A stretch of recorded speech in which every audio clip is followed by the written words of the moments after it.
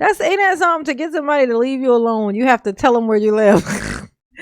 This person keeps harassing me, calling me, and sending me threatening messages. So I need to tell them where I live at. Can y'all help me with that? That's what the police can help you with. They can get the person your address. Here, you sign this paper. We'll give him your address. And then when he come here, we'll tell you that we can't do nothing unless we catch him here.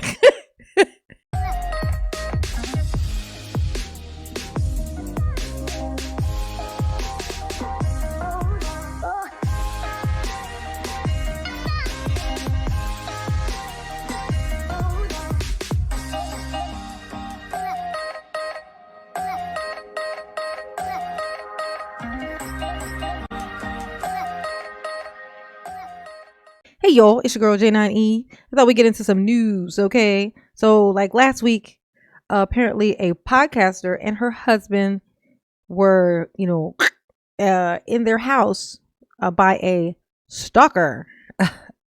Stalk much? Okay. So we are gonna, watch this news story and see what is popping, okay? What is going on? It's crazy out here. I wonder what kind of podcast it was. Like, I wonder if they get into it. We'll see. We shall see. Okay. This is why I don't like to go outside. But I guess it don't matter. I don't know if she might have been a person who don't go outside either. Ooh, shiver me timbers. 13 Seattle team to get the latest information. We now know that 3 people are dead after a suspected stalker broke into a Redmond, Washington home and killed a podcaster and her husband. That's information from police. The woman's mother survived the attack, escaped, and called. The woman's mom. Okay, so the wife's mom. Well, that's weird. Okay. 911. The shooting happening at a home on 160. Wait, she survived and was able to run out too? Maybe he didn't know she was there. Yeah, maybe mama, she sleep hard. That's probably what it is. 6th Street Northeast and Northeast 89th Street, if you are familiar with the area, I'm not. On Friday morning, very early, about 2 a.m. Okay. According to Redmond police, officers responded after a woman called 911 at a neighbor's home to report a stalking situation. Oh, so Mom Dukes knew about it. She knew about the stalker. I wonder what kind of stalker he was. What was he stalking her for? What was her podcast about? Is what I want to know. These are things I probably should have looked up before I did this. We'll see. Maybe. I don't know. When officers arrived at the scene, they found a 35-year-old man who lived at the home in the front yard, and he had been fatally shot in the chest. When officers entered that home, oh, you see, they had the little camera up and everything. He looks very sketch, but everybody looks sketch in a mugshot. Oh. They found the man's 33-year-old wife and that suspected stalker both dead after being shot. I do want to play for you our Fox 13 Seattle team's latest story that breaks down the information we have so far. Okay, yeah. Tell me something, because me no understand it yet. God, it's so scary though. I will say this. Creepers are everywhere. Like a ton of them. I mean, this literally could happen to anybody. I mean, well, we have to find out some more stuff, I guess, about this whole situation. Like what was the deal with the stalker? Like, what was he stalking her about? What was she talking about on her podcast? Like, what was it about? All good questions. All good questions, J9. All good questions. Homicide in the city of Redmond since 2021. A crazed stalker obsessed with a woman killed her and her husband before turning the gun on himself. This is the absolute worst outcome, for a stalking case. Police Chief Daryl Lowe says this man, 38-year-old Ramin from Texas, is the suspect. He came to the neighborhood in this red truck Tuesday overnight. Nice truck. Suspect broke into the... Such a nice truck to leave behind like that. That looks like an expensive truck. You know what I'm saying? He ain't got no dings on it or nothing. What is... there has to be some stuff behind this. What is going on here? You expect for a stalker to not have a car, you know what I'm saying? You expect for him to not have a car because you expect for him to be like super bored because he don't have no job, right? And he got a lot of time on his hands. But if he's toting around this truck, well, maybe he's like Daryl and that ain't his truck. This is his mama truck, That's a nice truck though to just be abandoning. Now it's just in a tow yard for the popo, They're probably gonna refurbish it and keep it. You know how they like to do. They're gonna keep it. The home via a bedroom window, that bedroom being the mother's. She did encounter the suspect. She was aware of. Hold up. Now hold up. Hold up. Wait, okay, so he climbed in the window. In the mom's window. So the wife's mom's window. He climbed in that window. She encountered him. So she knew he was there. He knew she was there. He went on to murk the lady and her husband, but not her. What was the point of? Well, maybe because they said that he was outside. They found the husband like outside of the door. So maybe he murked the wife who was the target, right? Then the husband came after him once he done that, and that's why the husband. So maybe he initially really only wanted to murk the wife, the podcast chick. Maybe he was just targeting her, but because the husband, came for him, he went on and did him too. You know what I'm saying? And then he murked himself because maybe that was the plan either way anyway. He was planning to maybe murk her and then himself. But then he ended up doing that one too. Okay. All right. You found the way, J9. That sounds like crime solved. I am so Sherlock Holmes in this piece. What was occurring, and she knew or realized that she needed to get out and get help. Police say the mother of the wife ran for her life to a neighbor's house to call 911. When officers arrived, the mother and neighbor led them to the home. As officers approached the front of the home, a male later identified as the husband of the victim was seen in a doorway. As officer tried to communicate with him, he collapsed and became unresponsive. I bet he did.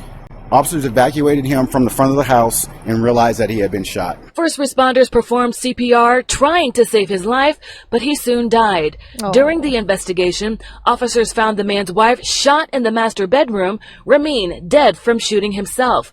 The petition for protection order, filed on March 3rd, says Ramin would leave the woman voicemails more than 10 times a week, sending gifts and flowers to her home, even saying he hired a jazz band to play outside her house for 2 hours, but then called it off.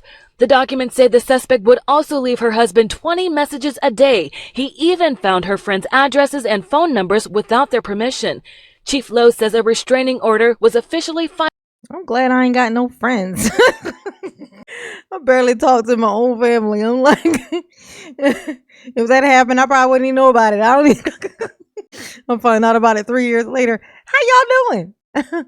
Oh, what? A stalker? What'd he say? By now, the stalker got his own family. You know what I'm saying? I don't answer my phone, so good luck with that. You ain't getting no confirmation about nothing because I ain't answering my phone. I don't check emails. I don't check nothing. Damn sure don't check voicemails. You leave me a voicemail, that's your fault. I ain't checked a voicemail in 6 years. And even then it was because somebody had said my voicemails were full, felt guilty for like a second, went through, deleted some, and never went back. So I'm sure it's full now. Oh my gosh. Yeah, stalker would have a hard time with this one. But like, you're so selfish. I'm trying to stalk you and you won't even peek your head outside. I answer a phone call. I'd be like, I'm sorry, stalker. I try to do better. I'm not good at this. Not good at this people thing, okay? It's just not my thing. Filed with the city's prosecuting attorney's office with a hearing scheduled for March 17th. A restraining order is simply a piece of paper that allows officers to take enforcement action should a suspect violate the court order, but a piece of paper does not. Yeah, and not to mention that even when you get one, it don't even matter because if you get one, then they violate it. They say they didn't violate it. You can't prove they did or they aren't on the property when you call, when the police get there, they be like, well, we can do it unless we catch him here. I be like, so what you saying is that my corpse is going to have to call the police to tell you guys, okay, can you come and help grab my body because now I'm not here anymore. Oh my gosh, that is terrible. Ain't it terrible? That is just terrible. Gotta get up on that. There's Sixth Amendment.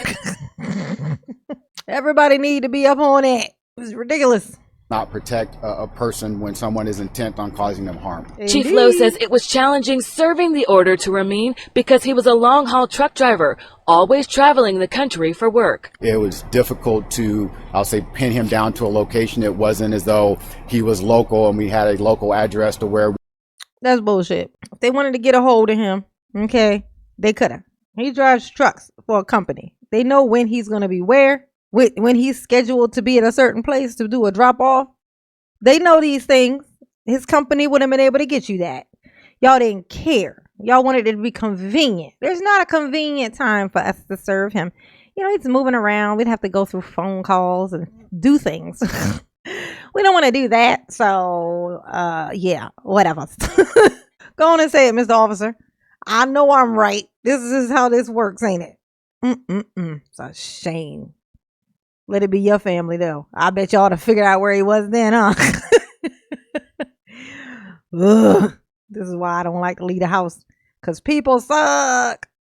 We could either do surveillance or find him, serve the protective order, etc. He was in a different state, traveled across the country as part of his employment. So that was the biggest challenge. Chief Lowe says the woman and her family worked very closely with detectives since becoming aware of the crazed stalking situation in December 2022, even adding extra surveillance cameras to the home. In this case, the victim did everything that they possibly could. Unfortunately, this person.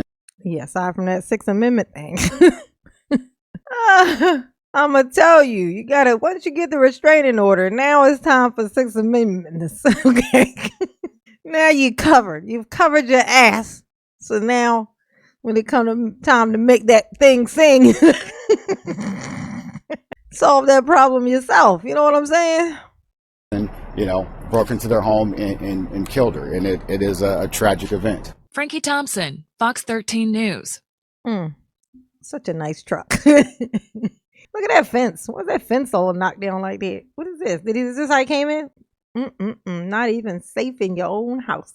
The woman met him in June of last year, and the constant and harassing messages and calls started shortly after that. The order does claim that he would leave several messages a day and a week and would contact friends of the woman. He also was able to obtain her address and the addresses of her friends, despite never being told about them.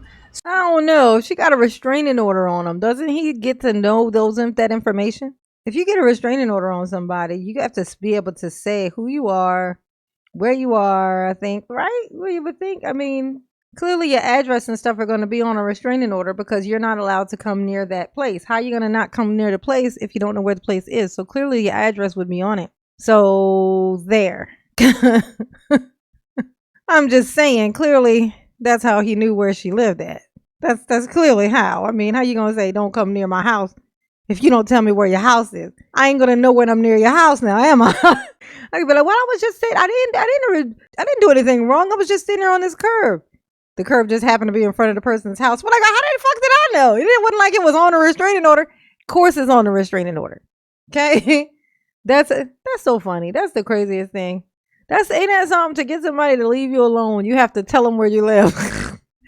This person keeps harassing me, calling me, and sending me threatening messages. So I need to tell them where I live at. Can y'all help me with that? That's what the police can help you with. They can get the person your address. Here, you sign this paper. We'll give him your address. And then when he come here, we'll tell you that we can't do nothing unless we catch him here. Cause law. Cause justice, apparently. Cause justice. Several times he threatened to burn himself, they say, outside of her home if she didn't see him. So this brings up a very important topic here. What should you do if you're a victim of stalking? Our Fox 13 Seattle Sixth team Amendment. takes a deep dive into why you should never just ignore it. And you file some paperwork and then you get that thing and you make that thing sing. You make it a point to then for the next 6 months just sit perched in your window waiting for somebody to show their fucking face. And then you make that thing sing. That's what you do. Oh, you want to play? Oh, okay. I was just checking to see if you wanted to play. I sent out an invitation via restraining order. I see you really do want to play because here you are. You shown up to play. Now here, play a stupid game, win a dumbass prize is what you get. And hope it goes away. And this right here is why it's dangerous out here, y'all. It's dangerous. Dangerous place. Mama said. My mama said. My mama said it's a dangerous place out here. Okay. You don't talk to strangers. Not that that's going to help, but but I'm going to say this. You get something that seems like a stalker, you get restraining order. After you get restraining order, or while you're getting restraining order, you get that thing. And then you wait for that thing, that person to show up. And when that person show up, you make that thing sing, okay? It's the only way. You're never gonna feel secure unless this happens. This is literally just it. Once you get in this situation, there's only one way out. One of y'all got to go. One of you got to go. The police ain't gonna do their job and take them away. Then that's gonna be your job. It ain't supposed to be your job. You pay taxes so that you don't have to do that job. But apparently they don't want to do that job, so you're gonna have to do that job. And that's justice. Apparently that's the law because law. Okay? Y'all be safe out there. Y'all behave. Okay? Because I'm not gonna do it. All right? Just not. Mama love you.